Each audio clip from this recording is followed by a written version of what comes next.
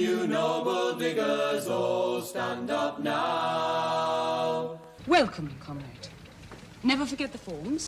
Hello, my friends, and welcome to my channel. Today, we're going to be talking about the Epstein emails that were just dropped by the Democrats. They've been sitting on them for a while. They dropped them in response to this news about the Schumer collapse over the shutdown, his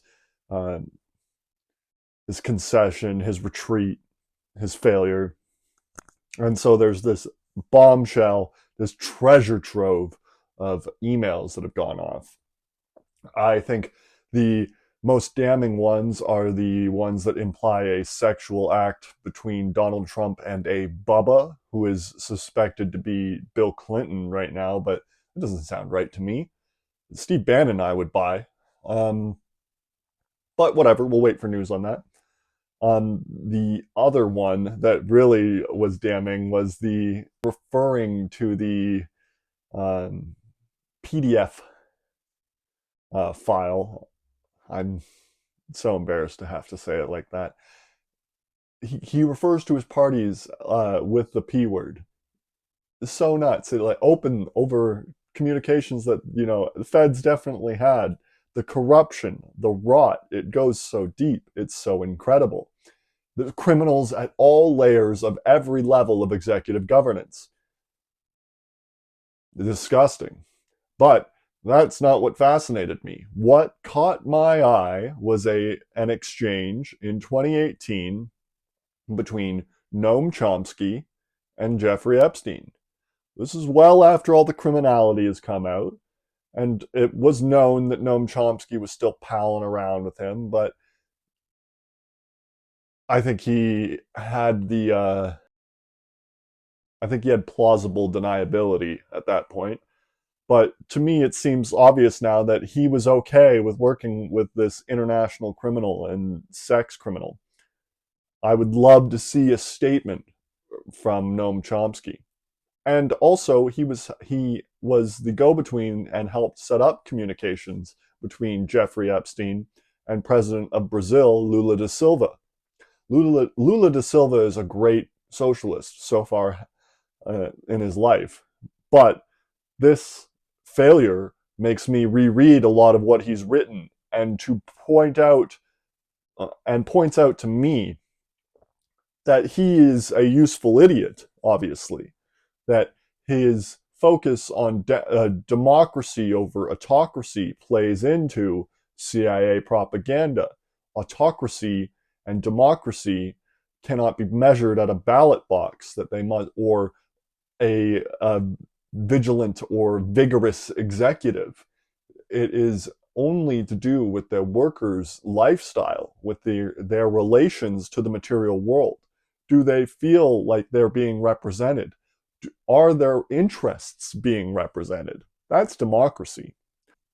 So I would like to see a statement from Lula da Silva, especially Lula da Silva. Noam Chomsky as well, but he's much older. He's in his 90s. But this is an irrevocable stain on both of their legacies.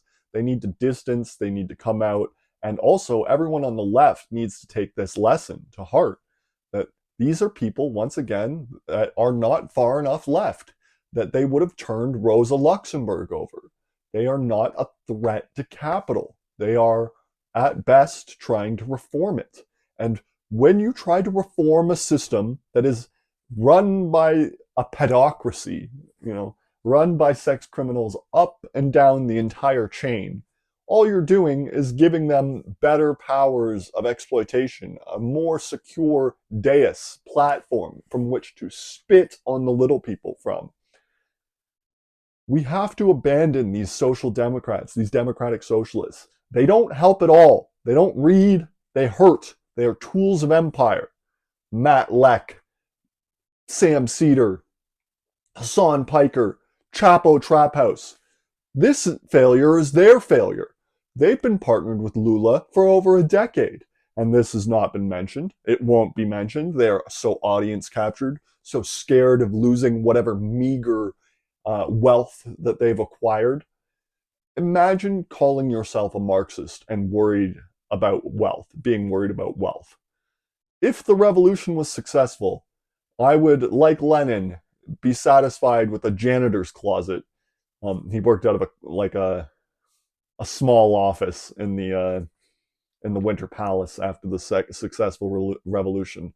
I don't need luxury. I don't want luxury, but I do want and I do need government to be run well and for the people. Thank you. Have a good day. Hello, you've made it to the end of the video. Thank you. This channel has one mission: to prevent civilizational collapse associated with climate change, to prevent 100 million refugees by 2035, to stop 7 billion from starving to death by 2075. And we will do this through one main vehicle.